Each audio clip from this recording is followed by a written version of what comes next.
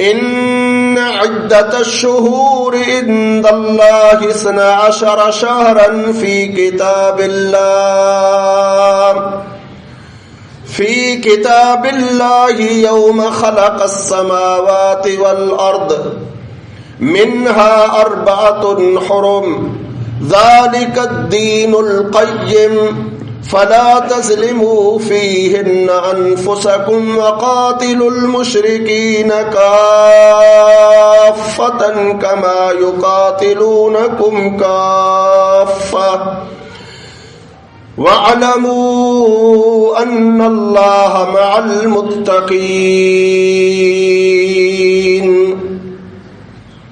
إنما النسيء زيادة في الكفر يضل به الذين كفروا يحلونه عاما ويحرمونه عاما ليواتعوا عدة ما حرم الله فيحلوا ما حرم الله زين لهم سوء أعمالهم والله لا يهدي القوم الكافرين۔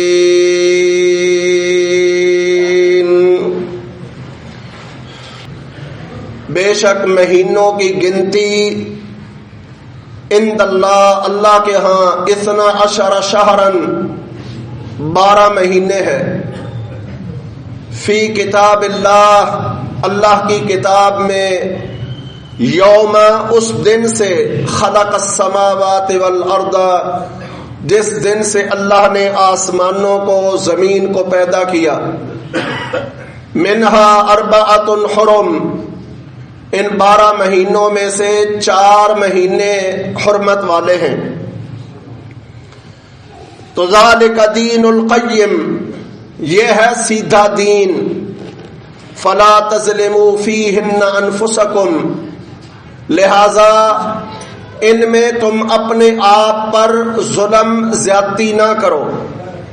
وقاتلوا المشرکین کافہ، اور مشرکوں سے لڑائی کرو سب کے سب، کما یقاتلونکم کافہ، جس طرح وہ تم سے لڑائی کرتے ہیں سب کے سب۔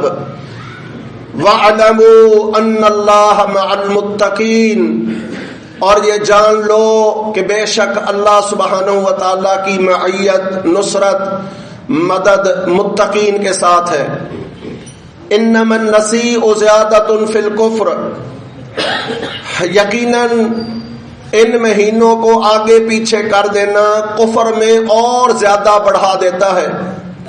یضل بہ الذین کفروا، گمراہ کیے جاتے ہیں ان کے ذریعے سے کافر لوگ، یحلونہ عاما ویحرمونہ عاما، وہ 1 سال 1 مہینے کو حرام قرار دے دیتے ہیں تو اگلے سال اسی مہینے کو حلال بنا لیتے ہیں۔ لیواتعوا عدۃ ما حرم اللہ، تاکہ وہ رد و بدل کر دیں اس میں جو اللہ سبحانہ و تعالیٰ نے حرام کیا۔ فیحلوا ما حرم اللہ، اور اسے اپنے لیے حلال کر لیں جسے کہ اللہ نے حرام کر رکھا ہے۔ زین لہم سوء اعمالہم، ان کے لیے خوبصورت کر دیے گئے، سجا دیے گئے ان کے برے اعمال۔ واللہ لا یہدی القوم الکافرین، اور اللہ سبحانہ و تعالی ایسی کافر قوموں کو ہدایت نہیں دیتا۔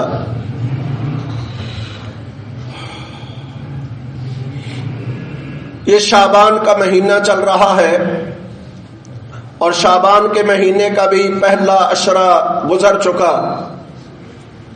رسول اللہ صلی اللہ علیہ وسلم سے رمضان المبارک کی فضیلت میں، شعبان المعظم کی فضیلت میں ام المؤمنین عائشہ صدیقہ رضی اللہ تعالی عنہا سے یہ 2 روایتیں صحیح سند کے ساتھ ثابت ہیں کہ نبی کریم صلی اللہ علیہ وسلم رمضان کے علاوہ کسی مہینے کے مسلسل روزے نہیں رکھتے جس طرح کے آپ شعبان کے رکھتے تھے۔ اور دوسری حدیث میں یہ بھی وضاحت موجود ہے کہ نبی کریم صلی اللہ علیہ وسلم نے 15 شعبان کے بعد روزہ رکھنے سے منع کیا ہے تاکہ رمضان کے لیے بندے میں طاقت و قوت جمع ہو جائے۔ شعبان کے اندر روزوں کو رکھنے کی ایک سمجھ یہ آتی ہے کہ رمضان کی تربیت ہو جائے، رمضان کے روزوں کو رکھنے کی پریکٹس ہو جائے، طاقت و قوت بندے کے اندر آ جائے۔ اسی طرح اما عائشہ رضی اللہ عنہا فرماتی ہے کہ ماہواری کے جو روزے رمضان میں رہ جاتے تھے ہم خواتین سے، تو عموماً ہم شعبان کے اندر ان پچھلے سال کے رہے ہوئے روزوں کو مکمل کر پاتی تھی، کیونکہ آگے پیچھے نبی کریم صلی اللہ علیہ وسلم کی خدمت میں لگی رہتی تھی، اور شعبان میں چونکہ اللہ کے نبی صلی اللہ علیہ وسلم مسلسل روزے رکھتے تھے تو پھر ہمیں بھی ساتھ روزے رکھنے کا موقع مل جاتا تھا اور ہم اپنے فردوں کی قضائی دے لیتی تھی۔ ان احادیث سے ثابت ہوا کہ شعبان حقیقت میں رمضان کی تیاری کا مہینہ ہے۔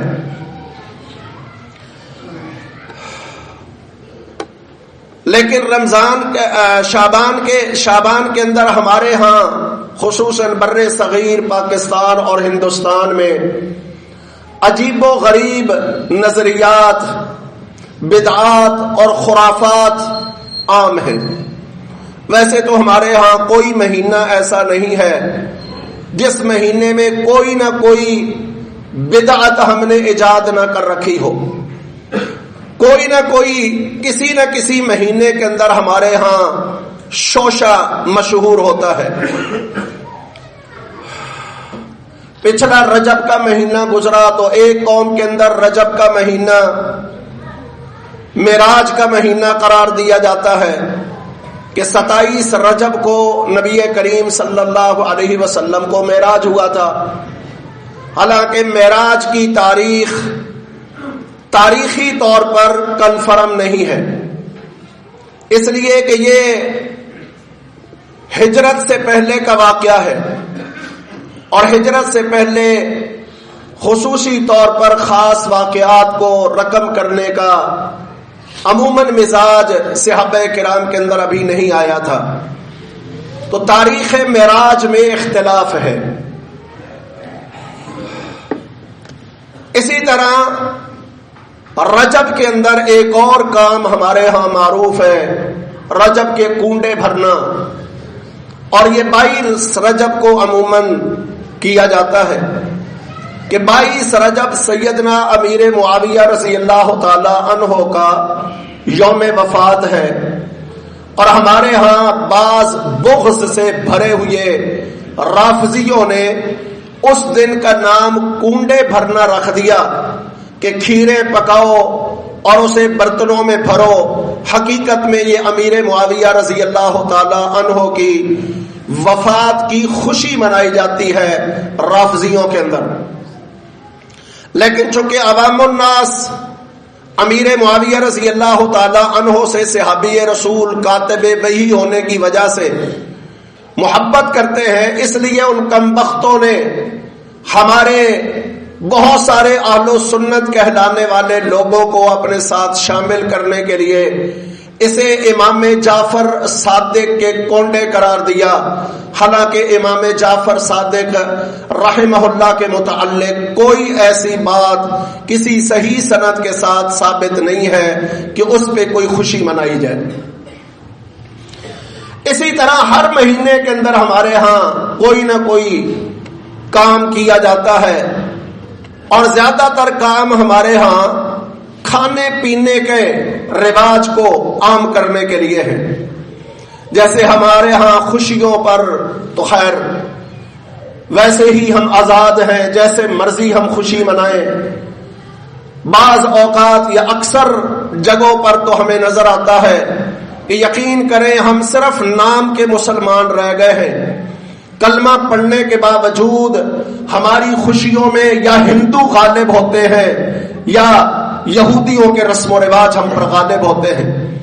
ہر شیطانی کام کرنے کے لیے خوشی کے موقع پر ہم اپنے لیے فخر اور سعادت کا ذریعہ سمجھتے ہیں، لیکن غمیوں کے مواقع پر بھی ہمارے ہاں کئی ایسے فضول کام کیے جاتے ہیں جن کا شریعت سے تو دور کا تعلق نہیں ہے، البتہ اخلاقی طور پر بھی اور ذہنی طور پر بھی اگر غور و فکر کیا جائے تو وہ چیزیں معیوب ہیں جو ہمارے معاشرے کے اندر عام پھیلی ہوئی ہے اور لوگ ان کو باقاعدہ اہتمام کے ساتھ کرتے ہیں. کل کی بات ہے، ایک بھائی نے ایک میسج کیا کہ ہمارے ہاں فلاں جماعت سے تعلق رکھنے والے کچھ بھائی ہیں جو دنیا کے سامنے تو یہی صرف ڈھنڈورا پیٹتے ہیں کہ دنیا اور آخرت کی کامیابی اللہ اور اس کے رسول صلی اللہ علیہ وسلم کے فرامین پر چلنے میں ہے، لیکن وہ دنیا کو خوش کرنے کے لیے، برادری کو راضی رکھنے کے لیے باقاعدہ اہتمام کے ساتھ قرض کروا رہے ہیں. کچھ عرصہ پہلے ہمارے ہاں عموماً اشتہارات اخباروں میں بھی چھپتے تھے کلوں کے، اور عام دعوت بھی یہی دی جاتی کہ فلاں کا رسم کل فلاں تاریخ کو، فلاں دن کو، فلاں وقت کو پڑھا جائے گا. اب اس کا نیا نام مجھے تو کل بہرحال سامنے آیا کہ دعائے کل فلاں کی فلاں دن فلاں وقت میں کی جائے گی. لو جی، وہ جو کل تک رسم تھی اب اس نے دعا کی جگہ، رسم کی جگہ پر دعا استعمال ہوئی، تو کیا خیال ہے کچھ سالوں بعد ہمارے آنے والی نسلوں میں عبادت کل معروف ہونا کوئی معیوب ہوگا؟ یعنی ہر چیز اس طرح آہستہ آہستہ رواج پکڑتے پکڑتے عبادت کا درجہ لے لیتی ہے. جس کا دین سے، اللہ رسول کے فرامین سے دور کا بھی کوئی واسطہ تعلق نہیں ہوتا، ان کو بھی ہمارے ہاں اس قدر زور سے کیا جاتا ہے، اس قدر اس پر زور دیا جاتا ہے کہ بہت سارے لوگ اسے دین کا حصہ سمجھ بیٹھتے ہیں. شعبان المعظم کے اندر ہونے والی کئی ایک بدعات، خصوصاً شب برات جو 15 شعبان کو منائی جاتی ہے، اس کی بھی اگر شرعی حیثیت دیکھیں تو کچھ بھی نہیں ہے. کسی ایک بھی صحیح حدیث کے اندر اس کا کوئی وجود نہیں ملتا ہے. البتہ کچھ ضعیف اور موضوع روایات کو اکٹھا کر کے اس کی اتنی شان بیان کی جاتی ہے، اتنی شان بیان کی جاتی ہے کہ یقین کیجئے بندہ سمجھتا ہے بس 15 شعبان کو صرف بریانی پکا کے تقسیم کر دی جائے تو میرے خیال میں پوری زندگی کچھ اور عمل کرنے کی ضرورت نہیں ہے، جنت پکی ہو گئی ہے. اور بھائیو، اگر چاول کھلانے، بریانیاں تقسیم کرنے، حلوہ پکا کے کھلانے پر جنت واجب ہوتی تو مجھے بتائیے رسول اللہ صلی اللہ علیہ وسلم کو تکلیفیں اٹھانے کی کیا ضرورت تھی؟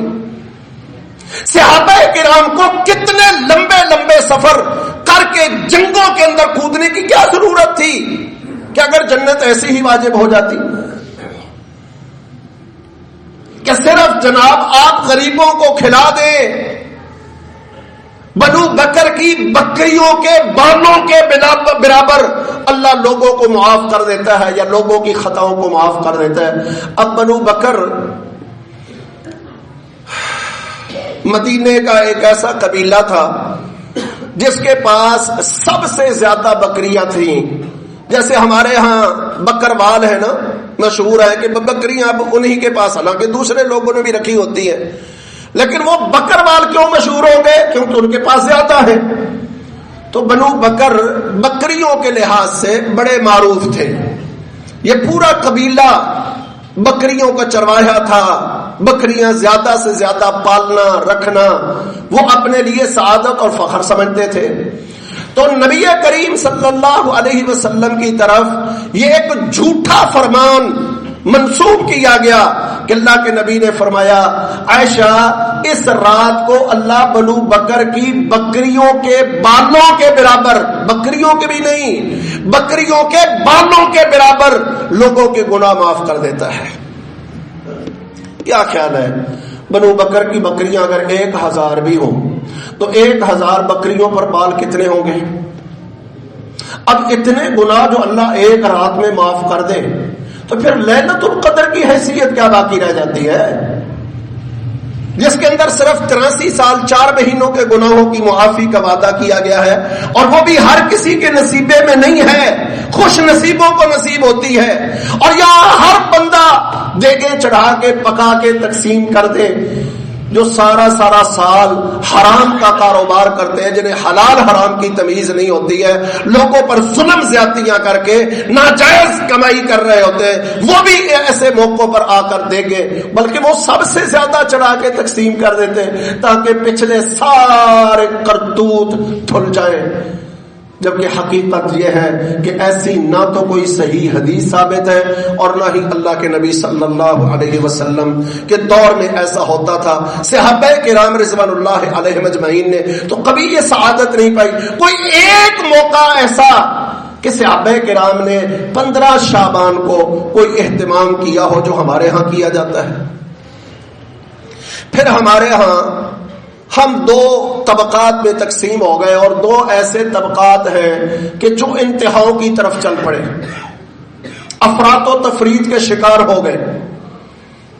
بعض وہ ہیں جو مذہبی شدت میں ایسے آگے بڑھے کہ ہر کام انہیں مذہب نظر آتا ہے، ہر کام انہیں جنت نظر آتی ہے، ہر کام انہیں گناہوں کی معافی کا ذریعہ سمجھ آتا ہے۔ ایک تو یہ طبقہ ہے جو مساجد کے ساتھ جڑا ہے، باقاعدہ علماء کرام اس پر رغبتیں دیتے ہیں، اچھے کھانے پکتے ہیں تو مولوی صاحب کے گھر تو باقاعدہ اہتمام کے ساتھ بھیجے جاتے ہیں۔ اور دوسرا طبقہ دوسری انتہا کو گیا، اور انہوں نے کیا کیا؟ انہوں نے 15 شعبان کو لو جی بارود پھاڑنا شروع کر دیا، پٹاخے چھوڑنا شروع کر دیے، شیطان کو خوش، ایک رحمان کو خوش کرنے کے لیے لگا غیر شرعی طریقے پر، دوسرا شیطان کو خوش کرنے پر لگا ہوا، اور دونوں انتہاؤں کو پہنچے ہوئے۔ حالانکہ اللہ نے اس امت کا وصف کیا بیان کیا ہے؟ امتن وسطا، یہ امت تو درمیانے رستے پر چلنے والی ہے، انتہا کی طرف نہیں جاتی ہے، یہ میانہ روی اختیار کرتی ہے۔ کسی معاملے کے اندر بھی شدت اسلام کا مزاج نہیں ہے، جبکہ ہمارا مزاج ہر معاملے میں شدت کا مزاج بن چکا ہے۔ ہم میانہ روی دکھانے کے لیے تیار نہیں، چاہے وہ دنیاوی معاملات ہوں، کسی کے ساتھ تعلقات ہوں، تجارتی معاملات ہوں، یا پھر دین کے معاملات ہوں، ہم میانہ روی اختیار کرنے کے لیے تیار نہیں۔ یقین کیجئے جو کہیں جھکنا پڑا تو اتنے جھک جاتے ہیں کہ تصور یہی ہوتا ہے کہ بندہ بندے کے سامنے سجدہ کرنے لگا ہے، اور کسی جگہ پر ہماری آکڑ اس قدر عروج پہ چلی جاتی ہے کہ بندہ سمجھتا ہے اس پورے علاقے میں اس سے بڑا بدماش کوئی نہیں ہے۔ اور یہ عموماً دنیاوی معاملات میں یا تعلقات میں ہمارے ہاں یہ انتہائی کب سامنے آتی ہیں؟ جب سامنے کسی کمزور کے وڈیرا ہو تو کمزور کس قدر گرتا ہے یقین کیجئے کہ اس کے پاؤں میں پڑ جاتا ہے، اور بعض اوقات تو اپنی پیشانی جسے رب نے صرف اپنے سامنے جھکانے کے لیے پیدا کیا تھا وہ بندے کے پاؤں پہ رکھ کے اس سے معافی مانگنے کے لیے تیار ہو جاتا ہے۔ اور دوسری طرف اگر کسی کمزور کے سامنے، کسی وڈیرے کے سامنے کمزور آ جائے تو وہ وڈیرا یقین کیجئے پورے علاقے کے بدماشوں کو وہاں پر پیچھے چھوڑ دے گا، چاہے کسی ہم اللہ کے سامنے اس کی چوں بھی نہ نکلتی ہو۔ یہ ہے انتہائیں ہر معاملے کے اندر. جو ہم نے افراط و تفرید کا اپنے آپ کو مزاج دے دیا ہے نا کہ کہیں پر ہم ظلم زیادتی کرنے میں انتہا کو کراس کر جاتے ہیں اور کہیں پر ہم معافیاں مانگنے میں انتہا کو گر جاتے ہیں. یہ مزاج اسلام کا مزاج نہیں ہے. تو میں بات کر رہا تھا 15 شعبان کی. 15 شعبان قریب آ گیا ہے اور اپنے آپ پر کیا افسوس کرے بندہ کہ بہت ساری باتیں ایسی ہوتی ہیں. یہ نہیں ہے کہ ہم نے سنی نہیں ہوتی, بیان نہیں ہوتی, بیان ہوتی ہے. اگر میں آج بیان نہ کرتا نا تو کتنے ہمارے بھائی ہیں جنہوں نے لو جی 15 ربیع الاول کو انہوں نے بھی عیش کے کھانے اڑا لینے تھے کہ لو جی ثواب کا کام ہے نا, وہ دے رہے ہیں ثواب کے لیے, ہم ثواب کے لیے کھا لیں گے. اور بھائی یاد رکھنے کی چیزیں ہوتی ہیں, یہ کوئی ضروری نہیں ہر مسئلہ ہر سال ہر موقع پر بیان کیا جائے. ہمارا بھی کوئی حق بنتا ہے کہ ہم بھی اللہ رسول کا نام لینے والے ہیں. میں اللہ اور اس کے رسول کے خلاف ہونے والی کسی بات کی موافقت نہیں کر سکتا. ایسا دینی مزاج, ایسا عقیدہ نظریہ تو میرا پختہ ہونا چاہیے کہ نہیں. یقین کیجیے ہمارے تو کئی بھائی ایسے ہیں, اللہ معاف کرے, 22 رجب کو تقسیم ہونے والے کنڈوں کے اندر کھیر کھا کے پوچھتے ہیں اس کی کوئی دلیل ہے جی؟ وہ بڑے اہتمام کے ساتھ کرتے ہیں, وہ بھی کھانے کے بعد. اور بھائیوں عقیدے کی بھی کوئی اہمیت ہے. کلمہ اللہ رسول کا پڑھا اور ہر ایرے غیرے کے پیچھے لگ کے سب کچھ کرنے کے لیے تیار ہو جائے, پھر ایمانی حیا, ایمانی خیرت, ایمانی جرت اور دلیری کس چیز کے نام ہے؟ ایمان مومن کو لنگڑا لولا نہیں کرتا.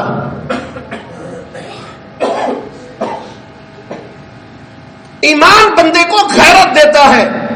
ایمانی غیرت جس کے اندر آ جائے, یقین کیجئے وہ سب سے پہلے مقدم اللہ اور اس کے رسول کو رکھتا ہے. یہاں تک کہ ذاتی مفاد بھی آئے تو اس بات پہ غور کرتا ہے کہ اس میرے ذاتی مفاد میں اللہ رسول کی اجازت موجود ہے یا نہیں ہے.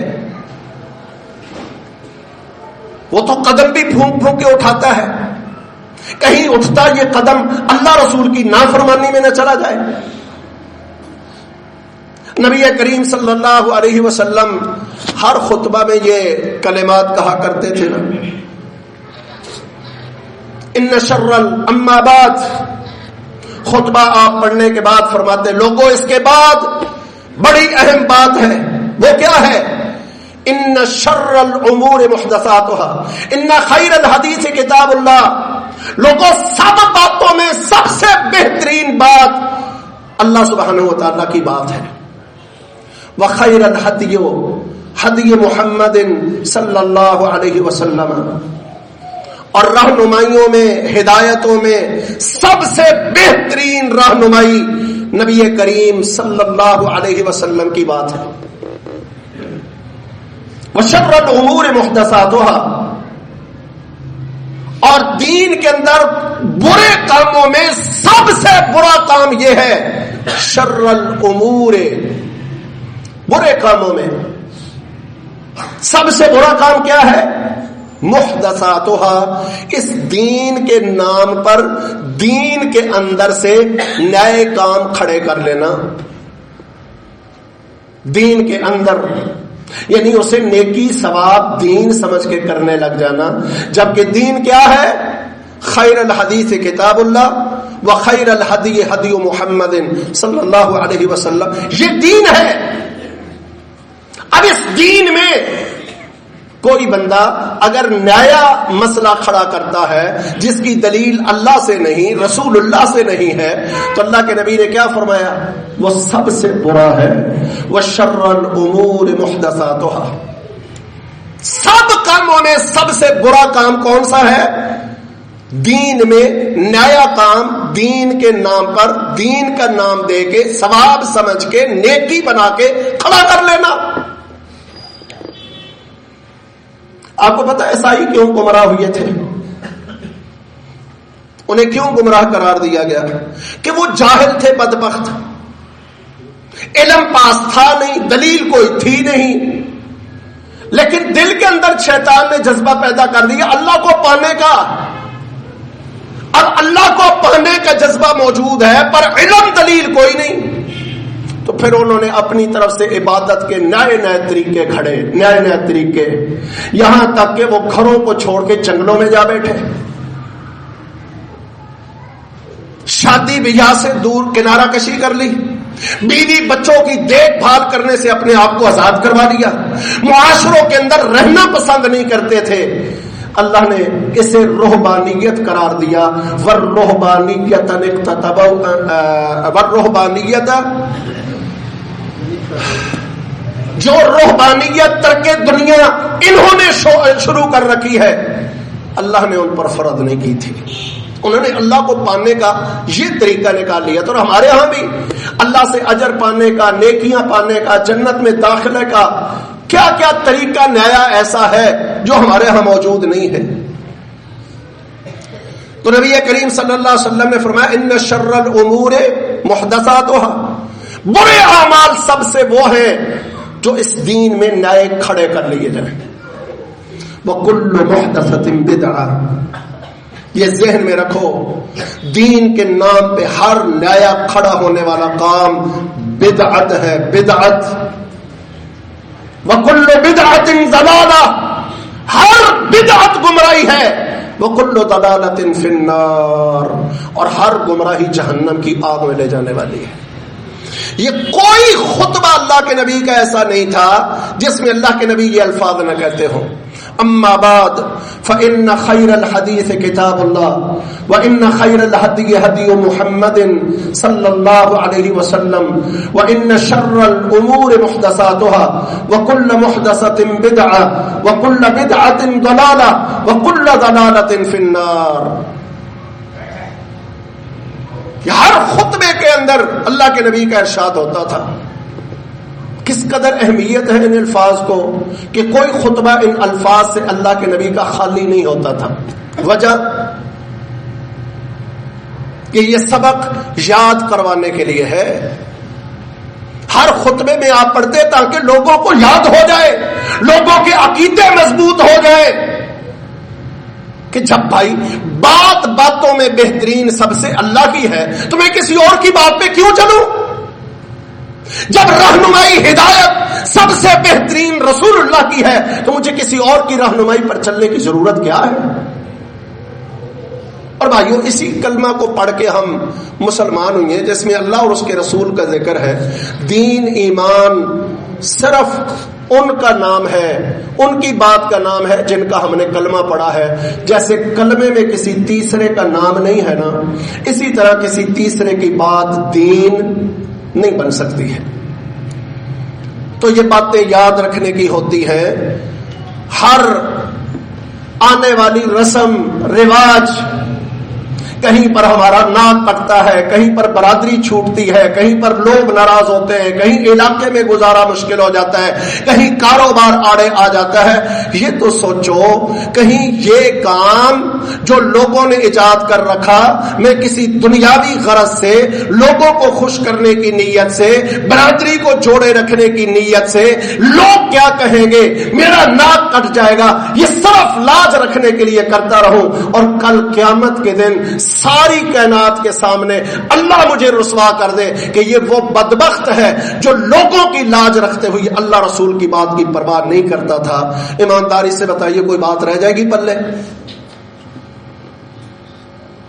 اور یہاں پر اپنے بگڑنے ہو گئے، سارے ناراض ہو گئے، ہر ایک کے تیور بدلے ہوئے، سب بائیکاٹ کر دے، اکیلا رہ جاؤں، اور اللہ کی قسم کل قیامت کے دن رب کہہ دے یہ بندہ دنیا سے خفا میرے لیے تھا، اللہ کی قسم کامیابی مل جائے گی۔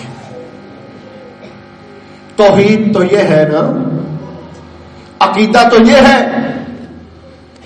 کہ کل قیامت کے دن اللہ کہہ دے دنیا اس بندے سے ناراض خفا میرے لیے تھی، لو اللہ کی طرف سے یہ ضمانت مل جائے نا تو کامیابی ہے۔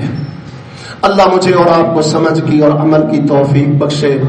اقول قولی ھذا واستغفر اللہ لی ولکم ولسائر المؤمنین والمؤمنات.